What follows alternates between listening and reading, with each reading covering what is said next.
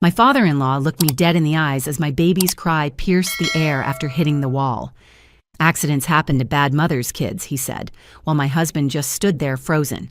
"I'm Bethany, and what happened at Thanksgiving dinner 3 years ago destroyed my family in ways I never imagined possible. But it also revealed truths that had been buried for decades. Picture this: a beautiful dining room table set with china that's been in the family for 40 years.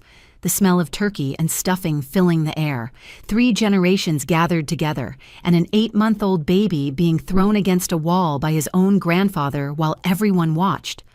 My baby Theo was the youngest one there that day, just 8 months old, still in that phase where he grabbed everything and smiled at everyone. My older son Colton, 7 years old, quiet kid, always watching, always listening. He's the one who ended up saying what every adult in that room was too scared to say. My husband Wade worked at the hardware store downtown, managed the paint department. Good man, I thought. Weak man, I learned. His father Gordon had trained him well to never speak up, never resist, never protect. Gordon himself was 62 years old, built like a brick wall even in retirement. 20 years in the Marines, another 20 with the Postal Service. The kind of man who thought fear and respect were the same thing. His wife Francine, she'd perfected the art of looking the other way, 59 years old and still pretending her husband was just strict. Then there was Danny, Wade's younger brother, 29 and drowning himself in bourbon every chance he got. That day I finally learned why. His sister Roxanne, 36, divorced, raising her daughter Meredith alone. She had this way of going completely still whenever Gordon raised his voice, like a rabbit hoping the hawk won't notice. Everyone in that room had a role to play in Gordon's twisted kingdom. Everyone had learned their place. Everyone except me, apparently. And definitely except my baby, whose only crime was being a normal 8-month-old who knocked over a glass of juice. What you need to understand is that this wasn't a sudden explosion. This was years of violence dressed up as discipline. Years of bruises explained away as accidents. Years of a family so broken they couldn't even see the pieces anymore. But sometimes it takes fresh eyes to see what's really happening. Sometimes it takes a child's innocent observation to shatter the silence everyone's been maintaining. My name is Bethany, and this is the story of the Thanksgiving that ended with police sirens instead of pumpkin pie. The day my 7-year-old son exposed a family secret that had been destroying lives for generations. The day I learned that protecting your children sometimes means burning every bridge behind you. And it all started with spilled cranberry juice on a white tablecloth. I'd been married to Wade for 9 years, and every Thanksgiving at his parents' house in Ridgemont felt like walking through a minefield. You know that feeling when you enter a room and the air itself feels hostile? That was Gordon's house. Even the family photos on the walls seemed to watch you, judging whether you belonged. That morning started like every other holiday morning in our house. I was up at 6, getting Theo changed and fed while Wade slept in. The baby had been teething for weeks, which meant nobody in our house had gotten a full night's sleep since October. I dressed him in this adorable turkey onesie my mother had sent from Florida, complete with little feathers on the bottom. He looked perfect, even with the drool constantly running down his chin. Colton was already awake, sitting at our kitchen table with his Pokemon cards spread out. "Mom, can I bring these to show Cousin Meredith?" he asked. "Sure, sweetheart, but keep them in your pocket during dinner." He nodded, then looked up at me with those serious brown eyes. "Mom, why does Grandpa Gordon always look angry? Even when he's smiling, he looks mad." Kids notice everything, don't they? I set Theo in his bouncer and sat down next to Colton. "That's just his way, sweetheart. Some people have a hard time showing happy feelings." "Dad gets quiet when we go there," Colton continued, carefully organizing his cards. "He talks different, smaller." Out of the mouths of babes, Wade did change around his father, my husband, who could joke with customers all day at the hardware store, who sang in the shower and did silly dances to make Theo laugh, became this shrunk-down version of himself the moment we pulled into his parents' driveway. Wade finally emerged from the bedroom around 8, already dressed in the polo shirt and khakis his mother expected. "You got Theo ready? Good. We should leave by noon to get there on time." "Wade, maybe we should talk to your dad about being gentler with the kids. Last time he grabbed Colton's arm pretty hard when he was running in the house." Wade's jaw tightened. Just don't contradict him about politics, okay, Beth? You know how he gets. And don't bring up Danny's drinking, or Roxanne's divorce, or anything about the military. Just keep it simple. The list of forbidden topics grew every year. I watched my husband's hands shake slightly as he poured his coffee. Wade, are you okay? I'm fine. Just let's get through this day. Mom's been cooking for 3 days. She really wants it to be nice. The drive to Ridgemont took 40 minutes.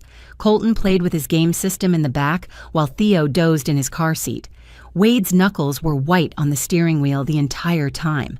He kept adjusting the radio, checking the mirrors, drumming his fingers on the gear shift. "Remember," Wade said as we pulled up to the 2-story colonial house, "Dad likes to say grace. Don't start eating until he's done. And if he starts talking about his service years, just nod and listen." The house smelled like sage and butter when we arrived, those familiar holiday scents that should mean comfort but somehow felt like a warning here. Francine greeted us at the door, her gray hair perfectly styled, her smile stretched tight across her face. "Bethany, you look tired," she said, her eyes scanning me up and down. "Is the baby keeping you up? You really should try the cry it out method. Gordon never tolerated fussing when our kids were small." Before I could respond, Gordon's voice boomed from the living room. "About time you showed up, Wade. Danny's been here helping since noon. Real men know how to be punctual." Wade's shoulders immediately hunched forward. "Sorry, Dad. Traffic was heavy." There was no traffic. We both knew it. Inside, Danny was already slumped in the leather recliner, a beer in hand and 2 empty bottles on the side table. His eyes were glassy, unfocused. At 29, he looked 40. Roxanne was in the dining room, setting the table with mechanical precision, every fork exactly parallel, every napkin folded into perfect triangles. Her daughter Meredith, 11 years old, helped silently. "Hey, Meredith," Colton said hopefully, pulling out his Pokemon cards. "Not now," Roxanne said sharply. "We're working." Gordon appeared in the doorway, all 6'2" of him, still built like the Marine he'd been 40 years ago. His gray eyes swept over us like we were new recruits failing inspection. "Wade, you've gained weight. Bethany, that baby better not scream through dinner like last time. Colton, stand up straight when I'm looking at you." And just like that, the stage was set. Another Thanksgiving in the Patterson house, where love came with conditions and family meant fear. Dinner started at exactly 2 o'clock. Gordon insisted on military precision in everything, including meal times. We all took our assigned seats around the dining room table, the same places we'd sat for 9 years, Gordon at the head, naturally, Francine at the opposite end, closest to the kitchen for easy serving.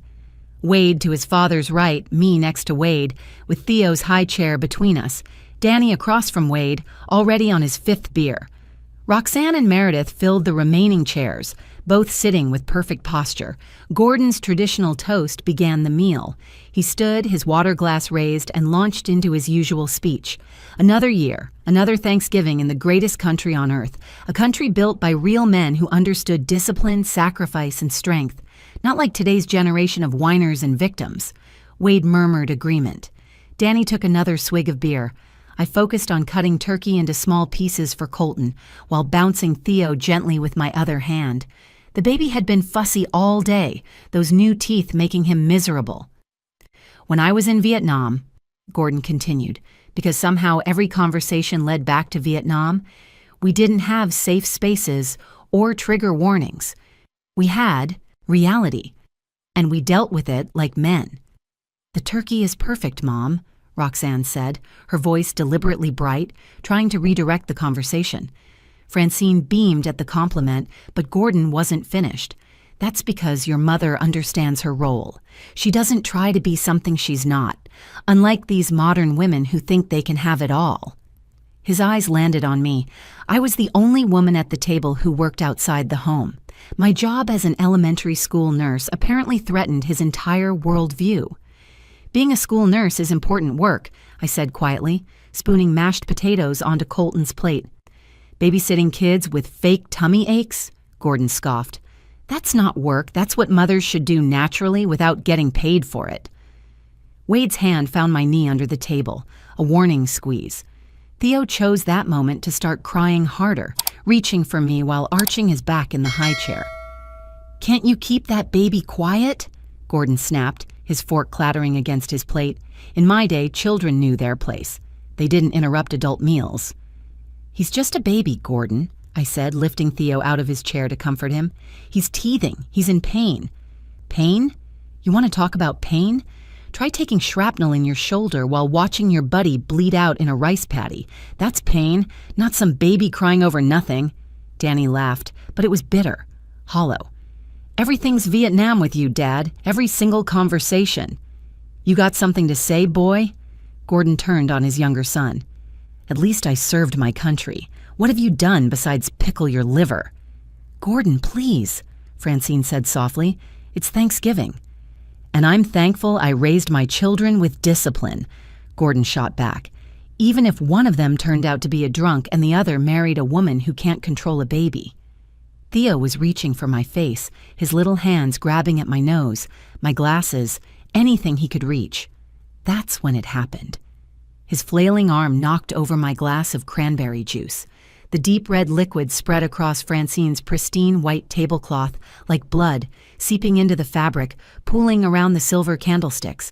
The silence was immediate and suffocating. "Jesus Christ!" Gordon exploded, standing so fast his chair scraped against the hardwood floor. The sound made everyone flinch. "This is exactly what I mean. No discipline, no control. Look at this mess." "It was an accident," I said, grabbing napkins with my free hand while still holding Theo. "I'm sorry, Francine. I'll clean it up." "You'll do more than that," Gordon said, moving around the table toward me. "Give me the baby." "What?" I instinctively held Theo tighter. "No, he's fine. He didn't mean to. I said give me the baby." Gordon's voice dropped to that dangerous, quiet tone that made Wade go pale. "Someone needs to teach you how to handle a child properly." Wade finally spoke up, though his voice was weak. "Dad, come on, it's just juice. Mom has other tablecloths." "Shut your mouth, Wade." Gordon's face was turning that familiar shade of red, the vein in his temple pulsing. 40 years in this house and my children knew better than to make these messes. This is what happens when mothers work instead of raising their children." He reached for Theo, his large hands extending toward my baby. "Please, Gordon, just let me clean up the mess. I'll take Theo to the other room until he calms down." "You'll do what I tell you to do in my house," Gordon said, and suddenly his hands were on my baby, pulling him from my arms with surprising force. I was so shocked by Gordon's sudden grab that my arms went numb. He had Theo before I could properly resist, his massive hands wrapped around my baby's tiny torso. Theo immediately started wailing louder, terrified by this angry stranger holding him. "This is what happens," Gordon said, holding Theo up at arm's length like he was displaying evidence in a courtroom, "when mothers can't do their job." Then he threw him. Not dropped, not tossed. Threw. My 8-month-old baby flew through the air for what felt like hours but was probably less than 2 seconds. His little body hit the dining room wall with a soft thud that I'll hear in my nightmares forever. He slid down slightly before landing on the hardwood floor. For one horrible moment, there was complete silence. Then Theo's scream split the air, high and terrified and hurt. I dove for my baby, my knees hitting the floor hard enough to bruise. I scooped him up, my hands shaking as I checked his head, his back, his arms, everything. A red mark was already forming on his tiny shoulder where he'd hit the wall. His face was purple from screaming, tears and snot streaming down his cheeks. My baby, oh God, my baby," I kept saying, rocking him against my chest. Everyone sat frozen like we were trapped in some horrible photograph. Francine had her hand pressed over her mouth, her eyes wide. Roxanne stared at her plate like she could disappear into it. Danny's beer bottle was suspended halfway to his lips. Wade had stood up but hadn't moved an inch toward us, his face pale and slack. "Accidents happen to bad mothers, kids," Gordon said, sitting back down and picking up his fork like he'd just passed the salt instead of assaulting an infant. My mind was spinning, torn between rage and terror. I needed to call 911. I needed to get Theo to a hospital. I needed to kill Gordon with my bare hands. I needed to get my children out of this house immediately. The thoughts crashed into each other, making it impossible to move. That's when Colton's small voice cut through everything. Grandpa did that to Uncle Danny's baby, too. The words hung in the air like an accusation. My 7-year-old son, sitting straight in his chair, his Pokemon cards forgotten in his lap, looked directly at his grandfather. "What did you say?" Gordon's voice was dangerous, but Colton didn't back down. Maybe he didn't understand the danger, or maybe he was braver than every adult in that room. "Remember Uncle Danny? When baby James wouldn't stop crying at Christmas. You were crying after, and you told Mom outside that's why you drink, because Grandpa hurt James and nobody stopped him." Danny's beer bottle slipped from his hand, shattering on the floor.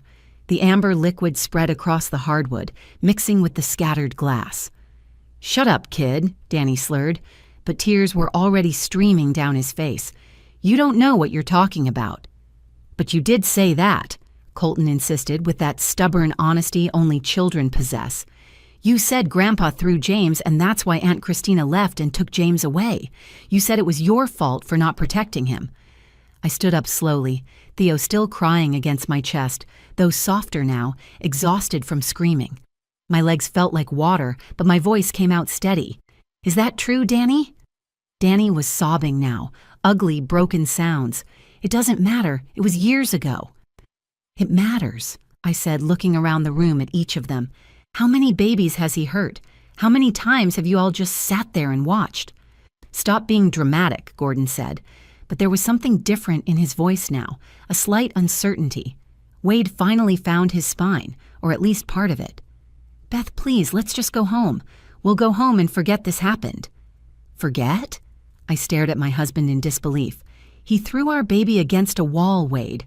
Your father assaulted our 8-month-old son and you want to forget?" "He barely touched him," Wade mumbled, not meeting my eyes.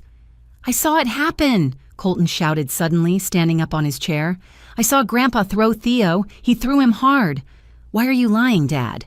Why do you always lie about what Grandpa does?" The room erupted. Francine started crying. Gordon slammed his fist on the table, making dishes jump. Roxanne grabbed Meredith and pulled her close. Danny laughed through his tears, a horrible broken sound, and I made my decision. I pulled out my phone with one hand while holding Theo with the other. "What are you doing?" Francine gasped. "What someone should have done years ago," I said, dialing 911. "You put that phone down right now," Gordon commanded, standing up again, his full height meant to intimidate. I held the phone to my ear with one hand. Theo clutched against me with the other. 911, what's your emergency?" "Bethany, please," Francine begged, actually getting up from her chair. "Think about what you're doing." "I need to report a child abuse incident," I said clearly into the phone. "A man just threw my 8-month-old baby against a wall. We're at 452 Maple Street in Ridgemont. Please send police and paramedics." Gordon started moving toward me. Wade actually stepped between us, shocking everyone, including himself. "Don't touch her, Dad." "Get out of my way, son." "The baby needs medical attention," I continued to the dispatcher. "He has visible marks from the impact." That's when Roxanne suddenly stood up, her chair scraping back. "Dad threw Meredith, too." Everyone turned to stare at her. Even Gordon stopped moving. "When she was 1, Roxanne continued, her voice gaining strength with each word. "At Easter dinner 6 years ago, she wouldn't stop babbling during his prayer. He grabbed her from my high chair and threw her into her portable crib so hard it broke. The side just snapped. I told everyone she fell. I told the pediatrician she fell. I lied to protect him." "You're all crazy," Gordon said, but his voice had lost its power. Hysterical women making up stories. "I have the medical records," Roxanne said, pulling out her own phone. "Pictures of the bruises. I kept everything in case I ever got brave enough to use it." Danny stood up so fast he knocked his chair over. "You want to know why I drink, Dad? You want to know why Christina left me? She didn't leave because I was drinking.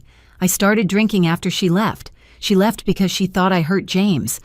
Our son had a fractured rib, Dad, a fractured rib at 4 months old, from you.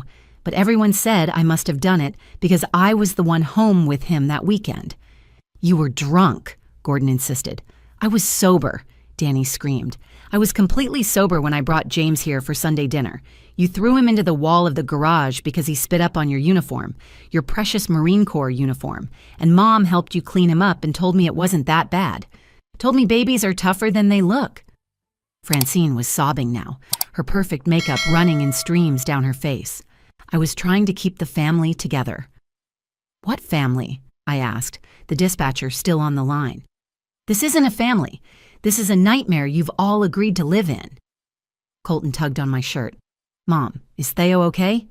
He will be, baby, I said, though I wasn't sure. The mark on his shoulder was darkening into a bruise. Ma'am, officers are 3 minutes out, the dispatcher said in my ear. You call them back, Gordon ordered. You call them back and tell them it's a misunderstanding. Like Roxanne did? Like Danny did? How many times have your children called for help and then called it back? Wade was standing between us still, but he was shaking. Dad, maybe you should sit down. Don't you dare take her side, Gordon snarled at his son. I made you what you are. Everything you have is because I taught you discipline and respect. You taught me fear, Wade said quietly. You taught me to be a coward. I'm watching my wife protect our baby while I stand here doing nothing, just like I've done nothing my whole life. Wade, honey, Francine pleaded, your father loves you. He loves all of us. This isn't love, Mom, Roxanne said. She had Meredith wrapped in her arms now, the girl crying silently. Love doesn't leave bruises. Love doesn't throw babies. I could hear sirens in the distance, getting closer. Gordon heard them too. His face went from red to white. This is what's going to happen, I said, my voice steady despite everything. The police are going to come. I'm going to tell them exactly what happened. Danny and Roxanne are going to tell them what happened to their children, and you're going to face consequences for the first time in your miserable life. You're destroying this family, Gordon said, but he sounded smaller now, older. No, I said, looking him straight in the eye. You destroyed this family, baby by baby, bruise by bruise, year after year. We're just finally admitting it's already broken. The sirens were right outside now. Red and blue lights flashed through the dining room windows, playing across the walls where my baby had hit just minutes ago. The police arrived within 3 minutes of my call. 2 officers first, then paramedics, then a detective who specialized in child abuse cases. Gordon tried his tough guy routine at first, standing tall, mentioning his military service twice in the first minute.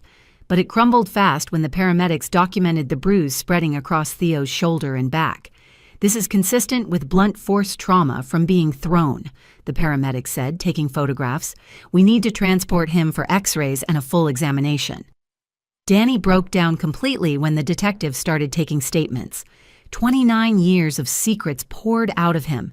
He showed them old text messages from his ex-wife, Christina, begging him to admit what really happened to James. He'd saved everything, too afraid to delete it, too ashamed to act on it. Roxanne pulled up medical records on her phone from 6 years ago. She'd photographed Meredith's bruises before covering them up with little dresses.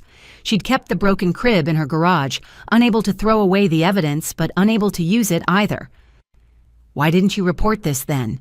The detective asked her gently.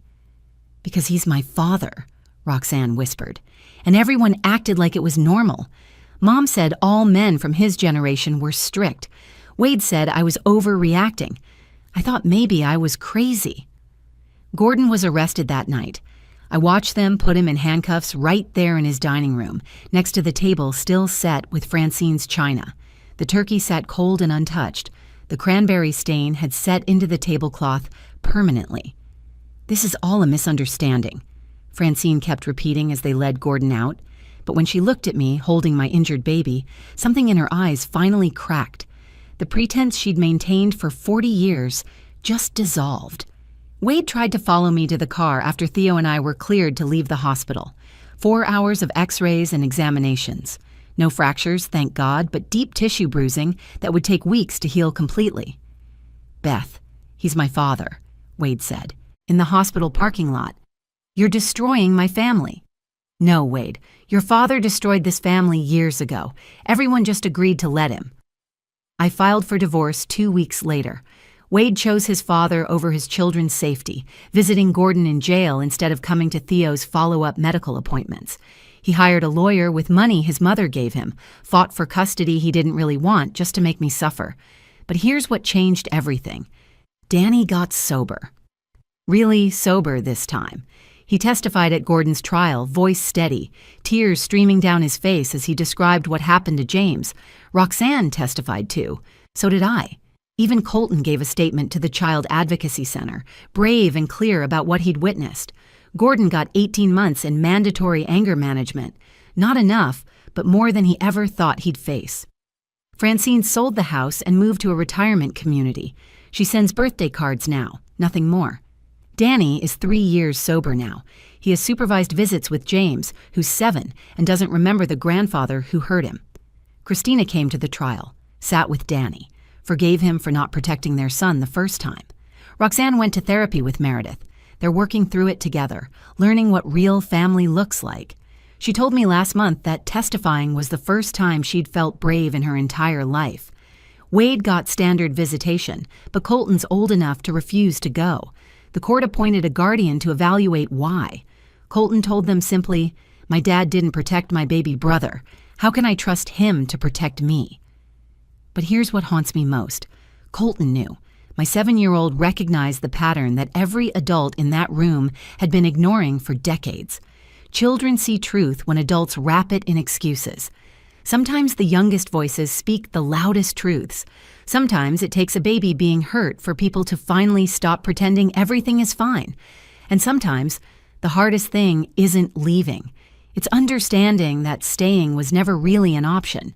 Theo is 3 now. He doesn't remember that Thanksgiving, but I do. Every time I see him play safely, laugh freely, explore fearlessly, I remember that silence after he hit that wall, and I promise him silently, never again, not on my watch. The last time Colton asked about his grandpa, I told him the truth. Some people think being tough means being cruel, but real strength, baby, is protecting those who can't protect themselves. He nodded and said, "Like you protected Theo and me?"